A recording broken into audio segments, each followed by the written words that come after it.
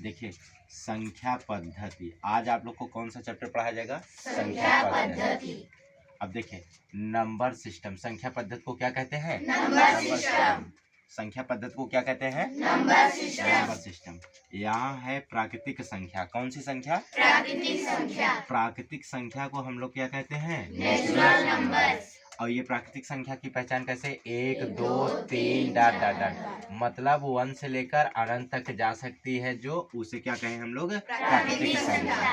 कोई दिक्कत है? No sir. फिर आपका आया पूर्ण संख्या। क्या आया? पूर्ण संख्या। पूर्ण संख्या को हम लोग कहते हैं होल नंबर। क्या कहते हैं? Whole number. हम प्राकृतिक संख्या में यदि अगर 0 पहले लगा दे तो हमारा पूर्ण संख्या बन जाएगा। जैसे देखो प्राकृतिक संख्या हम लोग पढ़े 1 2 3 और डॉट डॉट अनंत तक ऐसे जा रहा है ना। Yes sir. तो मैंने क्या किया, जो 1 से नंबर चालू किया था वो प्राकृतिक संख्या हो गया था, लेकिन अगर यही मैंने नंबर 0 से चालू कर लिया, यानी 0 पहले लगा दिया, 0, 1 2 3 4 5 ऐसे अनंत तक जाएगा, तो आप कहोगे उसे पूर्ण संख्या। क्या कहोगे? पूर्ण संख्या। अब पूर्ण संख्या को हम होल नंबर कहते हैं और इसको किससे प्रदर्शित करते हैं?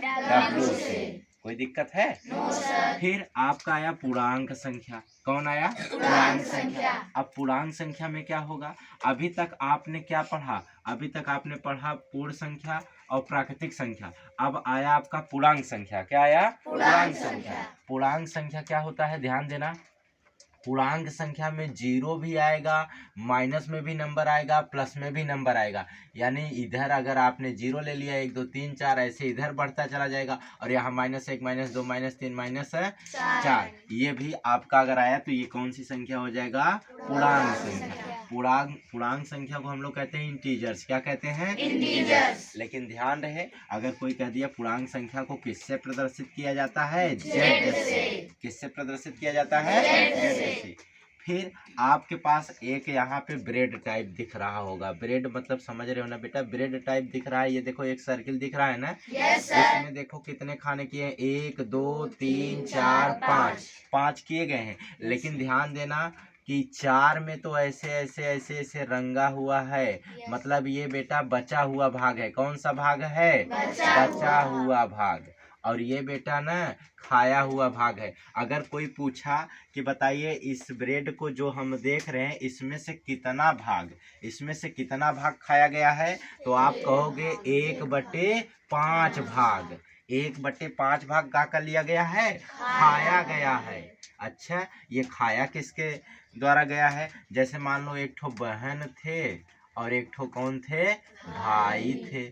और ये क्या हुआ कि बहनियां नहीं देख रही थी, चुपके से भाई जी ने क्या किया, आया एक ब्रेड खा लिया, एक भाग, इस ब्रेड का एक भाग खा लिया। फिर बाद में बहनियां देखी कि ये वाला खाली है, तो ये कही अपने अम्मा से कि भैया अम्मा जी ये बताइए कि यहाँ पे तो इतना भाग खाली है, ये वाला कैसे क्या हो गया? तो फिर बाद में पता चला ना कि भाई ने कहा कि दीदिया मैं 1/5 भाग क्या कर लिया हूँ? खा लिया हूँ। अब अगर कोई कह दिया 1/5 भाग खा लिए, तो बताओ शेष कितना बचेगा? शेष कितना बचेगा? तब हम कहेंगे भैया 4/5 भाग। 4/5 भाग। 4/5 भाग शेष बच गया कि नहीं? बच गया ना? अच्छा, फिर बाद में अब हम लोग चर्चा करेंगे ना परिमेय संख्या। किस पे आएंगे? परिमेय संख्या। अब परिमेय संख्या की बात करेंगे ना बेटा, तो यहाँ देखिए परिमेय संख्या को हम लोग कहते हैं रेशनल नंबर। क्या कहते हैं बेटा? Rational number. अब रेशनल नंबर इसकी पहचान कैसे करोगे? वह संख्या जिसे p के बटे में q, यानी p बटे में q के रूप में क्या कर सकते हैं? लिखा जा सकता है या फिर लिख सकते हैं। और जहाँ पर p और q पूर्णांक है, p और q क्या है? पूर्णांक है। अब p और q पूर्णांक, और पूर्णांक का मतलब क्या बेटा? जैसे हम अगर कह दे 5, तो ये बताओ आपका पूर्णांक होगा कि नहीं होगा? मैंने कह दिया -3, पूर्णांक होगा कि नहीं होगा? हो जाएगा ना बेटा? अच्छा, तो फिर यही तो बतिया कहा है कि रेशनल नंबर यानी परिमेय संख्या को जानने के लिए वह संख्या जिसे हम p के बटे q के रूप में क्या कर सकते हैं? लिख सकते हैं या लिखा जा सकता है, जहां पर p और q आपका पूर्णांक है। और ध्यान देना बेटा, जो q इज नॉट इक्वल क्या होना चाहिए? 0। यानी अगर जो q का वैल्यू 0 आया तो आपका परिमेय संख्या नहीं होगा। जैसे मैं एग्जाम्पल की बात कर लूं कि बताओ भैया, यहाँ भैया ने खाया 1/कई 5 भाग, 1/5 भाग खाया। अगर कोई कह दिया कि बताओ 1/5 आपका परिमेय संख्या है कि नहीं है, तो आप कहेंगे कि है। कहेंगे कि नहीं कहेंगे? क्योंकि भैया P/Q के रूप में लिखा गया है कि नहीं? देख लो, 1/5 मैंने लिखा, अब P/Q यानी P और बटे में Q। तो देखो Q का वैल्यू कितना आ गया बेटा? 5। तो ध्यान देना, अगर Q का वैल्यू 0 आएगा तो परिमेय संख्या नहीं होगा। समझ गए कि नहीं? अगर यही कह दिया कि भैया बताओ 4/5, ये बताओ परिमेय संख्या है कि नहीं है? है। कैसे? यहाँ पे देख लो, ये P हो गया और ये Q हो गया, तो Q का वैल्यू कितना हो गया? 5। तो बेटा Q का वैल्यू अगर कोई कह दे कि भैया हम 0 रखेंगे ना, तो उससे कह दो सुनो, परिमेय संख्या नहीं होगा। क्या होगा बेटा? नहीं होगा। अगर Q का वैल्यू 0 रखे तो परिमेय संख्या नहीं होगा। लेकिन गलती से कोई कह दिया कि अच्छा ये बताओ 0/1 आपका परिमेय संख्या है कि नहीं है, तो कह देना है। कह देना क्या है? क्यों?